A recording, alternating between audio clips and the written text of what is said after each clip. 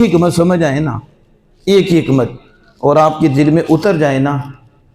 تو کچھ عرصہ کے بعد آپ بھی رب کے یار بن جائیں گے اور آپ کو بھی حقیقی نور مل جائے گا اور حقیقت مل جائے گی۔ اگر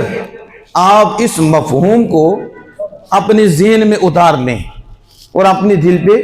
نقش فرمائیں۔ سنیں ذرا، اللہ عز و جل نے اپنے محبوب کو اپنے پاس بلایا تو اس کی ایک وجہ یہ بنی کہ نبی مکرم فخر دو عالم صلی اللہ تعالی علیہ وسلم کی عمر شریف جب 40 سال کی ہوئی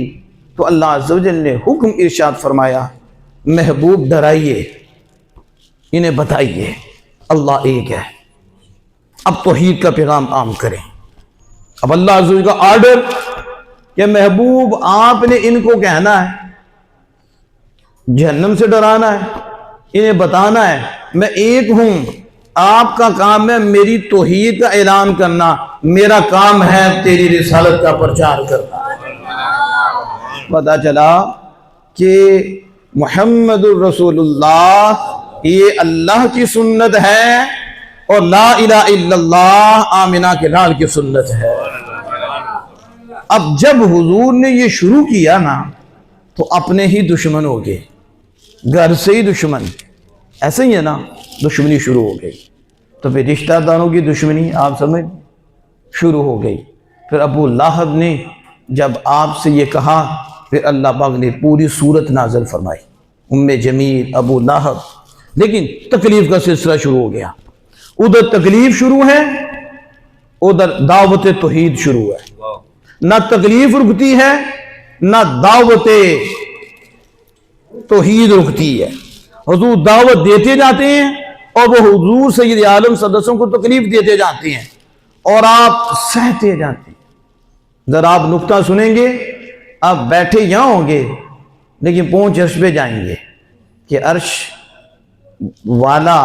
اسی نے آج کی رات عرش سے اوپر بلایا۔ آپ ذرا توجہ فرمانا، آپ 1,24,000 پیغمبر معصوم ہمارے آقا، ان میں سے آپ کچھ کے حالات پڑھیں تو اتنی تبلیغ انہوں نے نہیں کی اور اتنی دعوت انہوں نے نہیں دی جتنی دعوت میرے اور آپ کے آقا نے دی صلی اللہ علیہ وسلم، اور جتنی تکلیف حضور سید عالم صلی اللہ علیہ وسلم کو دعوت دین دینے پہ ملی ہے نا، اور جتنا حضور صلی اللہ علیہ وسلم کو ستایا گیا ہے نا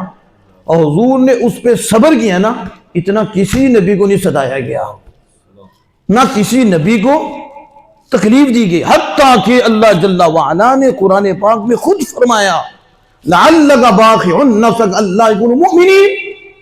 محبوب آپ اپنی جان کی بازی لگا دیں گے کہ یہ ایمان نہیں لاتے۔ سمجھ رہے ہو مسئلہ کہ حضور اتنی کوشش کرتے کہ یہ کافر بھی ایمان لے آئیں، وہ بار بار آپ کو تکلیف دیتے، پھر آپ انہیں دیتے، پھر وہ تکلیف دیتے۔ میں اور آپ ایک دفعہ نماز کے لیے کہیں نا تو ہمیں کوئی بات کریں نا، ہم دوسری دفعہ نہیں کہتے۔ اب بچے کو نہیں کہتے یہ میں بات کرے گا، ہم دین کی دعوت دیتے ہیں، ایک دفعہ دیں گے وہ بات کرے گا، چلے برداشت کر لیا، دوسری دفعہ کیا، پھر ہم اسے دعوت نہیں دیں گے، یہ باتیں کرتا ہے۔ اب وہ مسجد میں خیال نہیں کرتا تو ایک دفعہ کہا تو وہاں مجھے باتیں کرتا ہے، یعنی ہم اپنے آپ کو سیو کریں گے، ہماری عزت محفوظ رہے،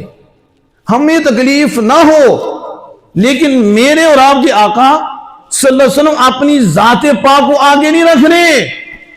بلکہ ان کو سامنے رکھتے ہوئے کہ یہ جہنم سے بچ جائیں، مجھ پہ تیر بھی چلیں، مجھ پہ پتھر بھی برسیں، مجھے میرے راستے میں کانٹے بھی یہ بچھا دیں، لیکن میں چاہتا ہوں ان کمینوں کو نہیں پتا آگے کیا ہوگا اور ان کا حال کیا ہوگا، یہ تکلیف میں برداشت کر لیتا ہوں، یہ جہنم کی تکلیف سے بچ جائے۔ اس وجہ سے رسول اکرم صلی اللہ علیہ وسلم کو سب سے زیادہ ستایا گیا کہ آپ نے سب سے زیادہ دعوت دی ہے۔ تو جب دعوت دی جاتی ہے تیر آتی ہیں، پھر دی جاتی ہے، پھر آتی ہیں، لیکن آپ نہیں رکے، کہتے یہی وجہ ہے، ایک وجہ یہ ہے کہ حضور سارے نبیوں سے افضل اعلیٰ ہے،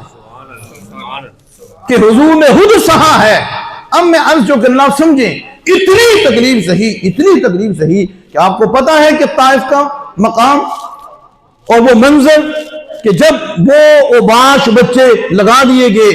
اور کیا انداز تھا، اور نبی اکرم فخر عالم صلی اللہ علیہ وسلم کا خون مبارک اتنا نکلا، اللہ اکبر کبیرہ، چشم فلک نے ایسا منظر نہیں دیکھا ہوگا کہ اللہ کے محبوب ہیں اور جن کے صدقے محبوبیت ہے اور جن کے اشارے سے کیا کچھ نہیں ہوتا، لیکن وہی محبوب طائف کے میدان میں ہیں اور دین کے لیے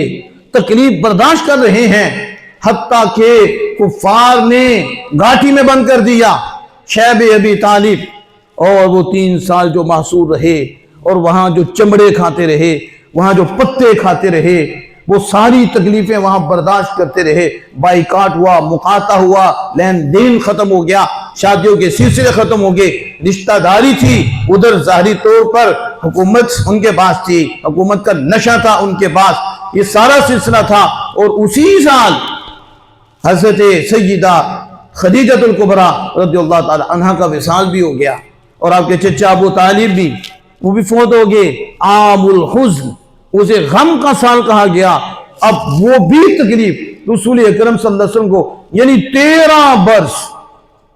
کے اندر، یہ 13 برس جو چلے، حضور کو کتنا ستایا گیا، کتنی تکلیف دی گئی، یہ اللہ عز و جل کے محبوب کریم صلی اللہ علیہ وسلم برداشت کرتے رہے۔ تو اللہ پاک فرماتا وَاصْبِرْ وَمَا صَبْرُكَ إِلَّا بِاللَّهِ، محبوب صبر کیجئے، صبر کیجئے، اور آپ کا رب آپ کے ساتھ ہے۔ وَاصْبِرْ وَمَا صَبْرُكَ إِلَّا بِاللَّهِ، صبر نہیں کرنا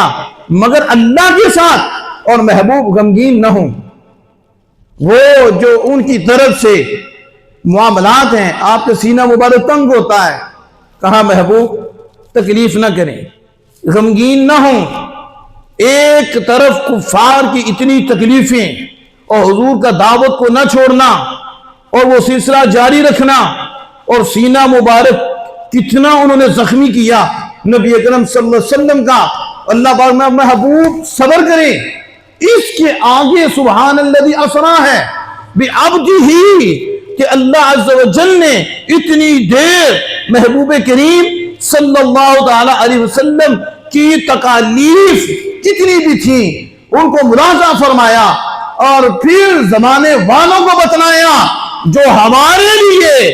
ہمارے مشن، جو ہماری طرف سے مشن ہے اس کو جاری رکھتا ہے اور تکلیفیں برداشت کر لیتا ہے، لیکن دین کی بات آگے پہنچاتا ہے اور لوگوں کو دعوت دیتا ہے۔ وہ اپنی ذات کی پرواہ نہیں کرتا، وہ میرے لیے دن اور رات ایک کر دیتا ہے۔ پھر دیکھو ہم اسے کیسے نوازتے ہیں، کیسے کرم فرماتے ہیں۔ جو ثابت رہتا ہے اور پیچھے نہیں ہٹتا، پھر اسے ہم کہاں سے کہاں تک بلاتے ہیں۔ کہا جاؤ جبریل محبوب کی بارگاہ میں اور محبوب کو جا کر کہو آپ کا رب آپ کی ملاقات کا مشتاق ہے۔ اور جب اللہ عز و جل نے جبریل کو بھیجا ہے، جبریل یار کو لے کر یار کے پاس پہنچے ہیں، تو جب وہاں پہنچے ہیں تو پھر یوں سمجھو مالک نے یوں فرمایا محبوب اتنا عرصہ تو تکلیف برداشت کرتا رہا ہے، تیرا دل غمگین ہو چکا ہے، میرے لیے ساری سہولتیں تو نے برداشت کی ہے، آج بلا ہجا میرا دیدار کر لے تاکہ ہر تکلیف دور ہو جائے۔ اللہ اللہ، سہنے سے سب کچھ ملتا ہے۔ کس سے ملتا ہے؟ آپ جو نماز پڑھتے ہو آرام سے پڑھی جاتی ہے، سارے اس مقام پہ نہیں ہوتے، آپ سہ کے آتے ہو، شیطان بڑے وسوسے ڈالتا ہے، شیطان کی یار بھی مل جاتی ہے، کہیں میسج بھی آ جاتا ہے، موبائل پہ کال بھی آ جاتی ہے، پھر آپ ادھر کیسے پہنچتے ہو؟ تکلیفیں اٹھاتے ہو کہ نہیں؟ یہ صبر ہے نا، جب بڑھتا ہے تو مقام بڑھتا ہے۔ ہم نے جو پڑھا ہے صبر سے سب کچھ ملتا ہے۔